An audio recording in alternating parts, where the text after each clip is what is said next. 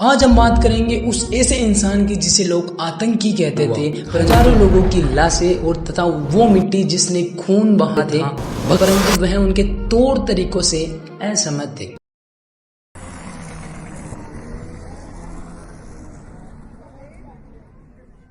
तो दोस्तों, मैं हूं परवीन, आप देख रहे हैं परवीन इनसाइट्स। क्या आपने कभी सोचा है कि किसी व्यक्ति को इतनी कम उम्र में इतनी बड़ी सोच कैसे आ जाती है? कैसे एक 23 साल का नौजवान पूरी की पूरी ब्रिटिश हुकूमत को हिला देता है। आज हम बात करेंगे उस ऐसे इंसान की जिसे लोग आतंकी कहते थे, परंतु वो खुद कहता था मैं आतंक नहीं, चेतना जगाना चाहता हूँ। वो थे शहीद भगत सिंह। भगत सिंह का जन्म 28 सितंबर 1907 को हुआ पंजाब के लायलपुर जिले के बंगा गांव में, जो अभी के समय पाकिस्तान में स्थित है। उन्होंने आजादी की बातें बचपन से ही सुनी थी। उनके पिता किशन सिंह, उनके चाचा अरजीत सिंह तथा श्रवण सिंह, ये तीनों ब्रिटिश हुकूमत के खिलाफ थे। जब भगत सिंह केवल 12 साल के थे, तभी 1919 में जलियांवाला बाग हत्याकांड हुआ।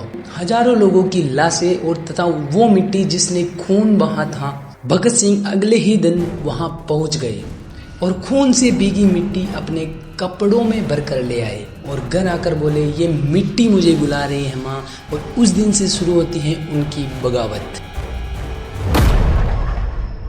भगत सिंह ने हथियार नहीं उठाए, उन्होंने किताबों का ही हथियार बनाया। लाहौर नेशनल कॉलेज में रहते हुए वो Karl Marx, Lenin, Tolstoy, Rousseau और सावरकर की किताबें पढ़ते थे।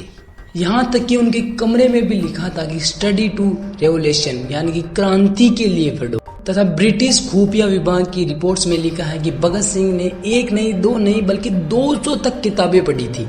इतिहास, दर्शन, राजनीति, अर्थशास्त्र, हर एक किताब उन्होंने पढ़ी थी। और उनका कहना था कि किताब बंदूक से ज्यादा ताकतवर होती है, क्योंकि वह दिमाग को बदल देती है। एक तरफ थे भगत सिंह और एक तरफ थे महात्मा गांधी।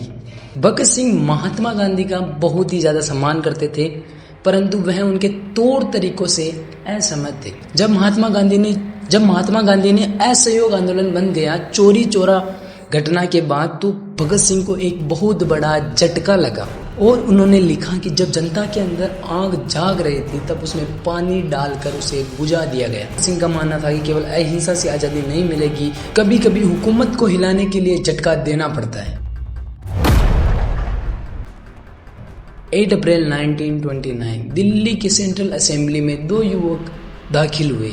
एक थे भगत सिंह और दूसरे थे बंटुकेश्वर दत्त। उनके पास बम थे, परंतु जान लेने वाले नहीं, बल्कि आवाज उठाने वाले। बम फेंकने के बाद वह वहीं खड़े रहे और नारे लगाने लगे, इंकलाब जिंदाबाद, और खुद को गिरफ्तार करवा लिया। उनका मकसद साफ था, हम किसी को मारना नहीं चाहते हैं, हम जनता को जगाना चाहते हैं।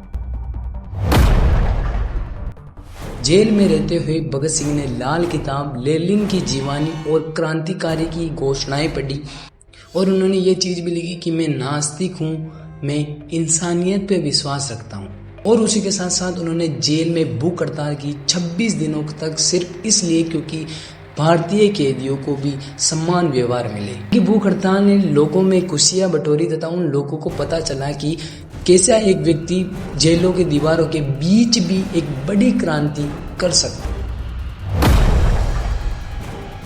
23 मार्च 1931 को भगत सिंह, राजगुरु और सुखदेव को एक साथ फांसी दी गई। लेकिन फांसी के पहले भी भगत सिंह ने लेनिन की किताब पढ़नी शुरू कर दी। तब जब जेलर ने कहा कि चलो वक्त हो रहा है, तब भगत सिंह ने मुस्कुराते हुए कहा, रुको क्रांतिकारी, अपना आखिरी पन्ना पूरा कर ले।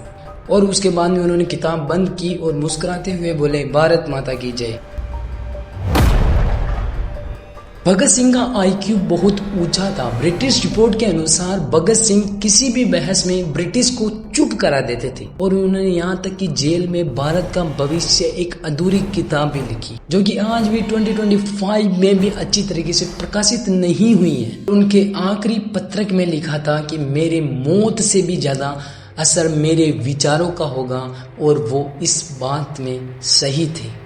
वैसे तो भगत सिंह का नाम भारत का बच्चा बच्चा जानता है, परंतु आज भी जब हम भगत सिंह का नाम सुनते हैं तब हमारे रगों में जोश दौड़ता है। लेकिन उनकी असली ताकत उनकी सोच थी, ना कि सिर्फ उनका बलिदान, और उस सपने को आज भी हम सबने जिंदा रख रखा है। अगर आप भारत में रहते हो और अगर आपको भगत सिंह के बारे में इतना भी नहीं पता है तो आपके ऊपर धिक्कार है कि आप भारत में रहते हो। एक वीर क्रांतिकारी की इतिहास के बारे में भी अगर आपको नहीं पता है तो अगर मेरी तरफ से आपको थोड़ी बहुत भी इंफॉर्मेशन मिली हो तो कमेंट में जरूर बताना।